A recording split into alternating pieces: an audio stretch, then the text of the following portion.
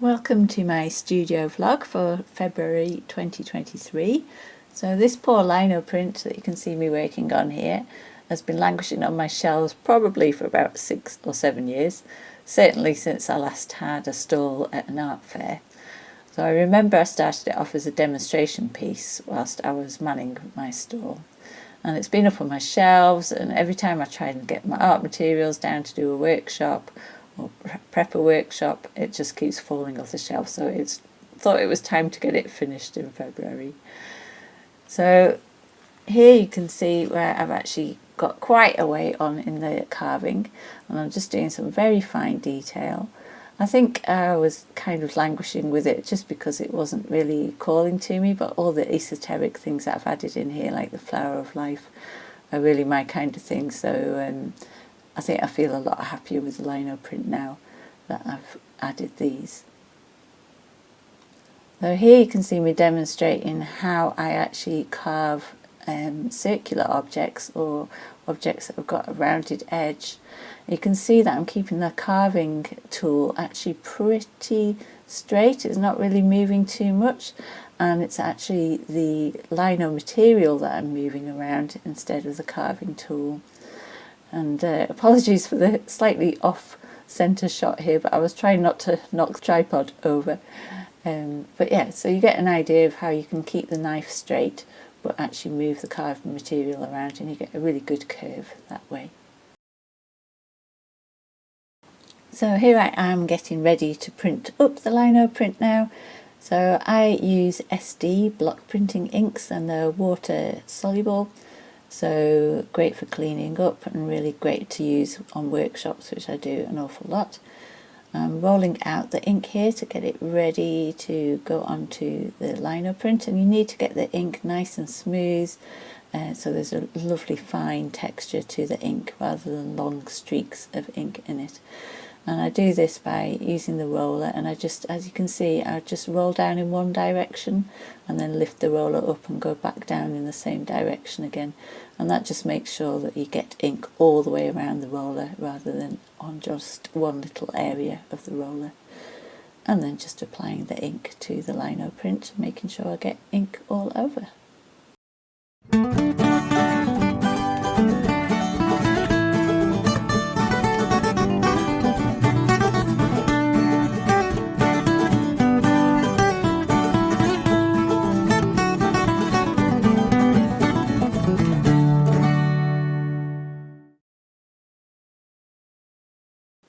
And now it's time to take a print, so I press down with my hands first of all just to get the ink to adhere to the paper, and then I use a tool called a baron to apply pressure to all areas of the print.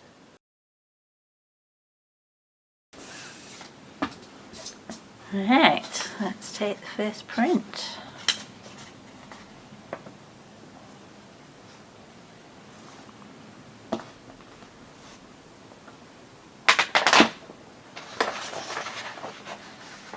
There we go, not bad. I'll move the camera so you can see.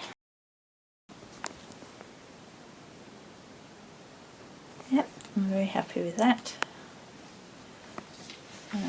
Now I'll print it up onto some proper printing paper and probably make an edition of about 15 or so.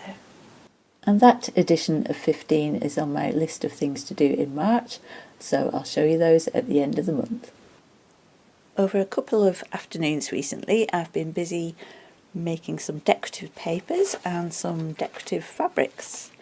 So these papers are made out of layers of acrylic paint all applied to the paper, and these two are just the acrylic paint layers, but these two here I decided to try a little bit extra and add something else in between the layers. So this one's got some Posca pen swirls in, which you can just about make out, and this one has got some rubber stamping in between the layers.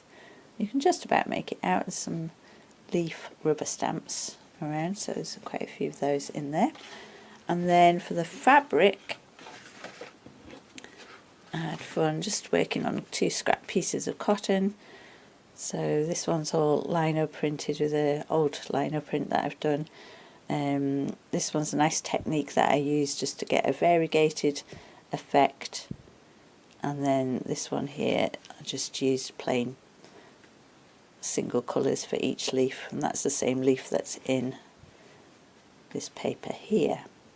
So I'm going to make a little project out of one piece of this and one sheet of the paper. So I'm going to take some of the decorative paper that I've made and the hand printed fabric, and I'm going to make them into handbound books. So these are a couple that I've already done with the fabric and the decorative papers that you saw before.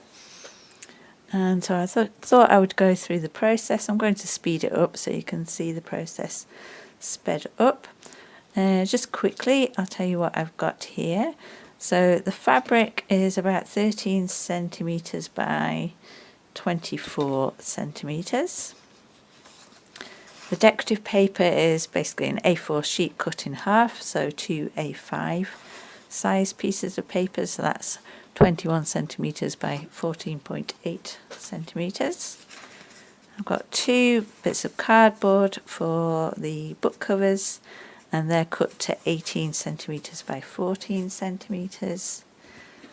And then I've got 12 sheets of decorative paper, and they're cut to 27 centimetres by 17 centimetres.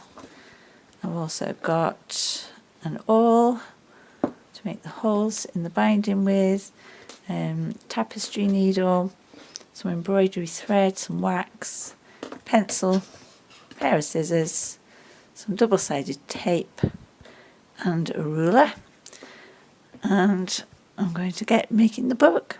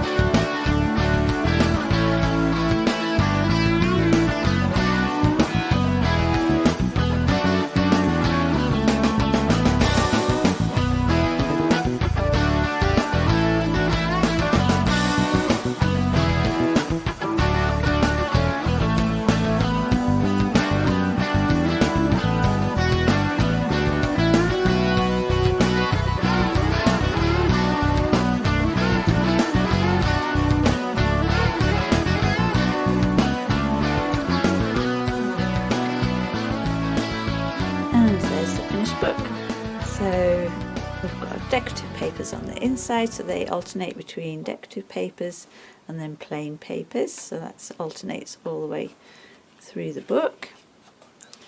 And I'm going to be putting on a workshop on how to make this book, and it'll be over 3 different sessions. So we'll have one session where you learn how to carve up a lino print and print up your fabric. We'll have another session on how to make the decorative papers, and then the final session will be to put the book together. And I think it'll be a really fun workshop. You'll learn lots of different skills on it, and then you'll come away with a lovely hand-bound journal as well at the end of it. So I'll put the details for that when it comes along on my website. You can always sign up to my newsletter, and people who sign up to my newsletter get the information first on when you can sign up to my workshops, but I'll put all the details for those in the description below. So I hope you'll come and join me on a workshop. And finally, here's a roundup of photos of some projects that I've completed this month, including some acrylic painting there, as well as my lino printing and bookmaking, some more fabric lino printing, some metal embossing with some of my Celtic knotwork, and some barge yellow embroidery as well. So hopefully you've enjoyed that look into my studio this month. If you've enjoyed it, please give it a like and subscribe if you'd like to see what I'm up to next month. Thanks very much for watching, and I'll see you in the next video. Bye!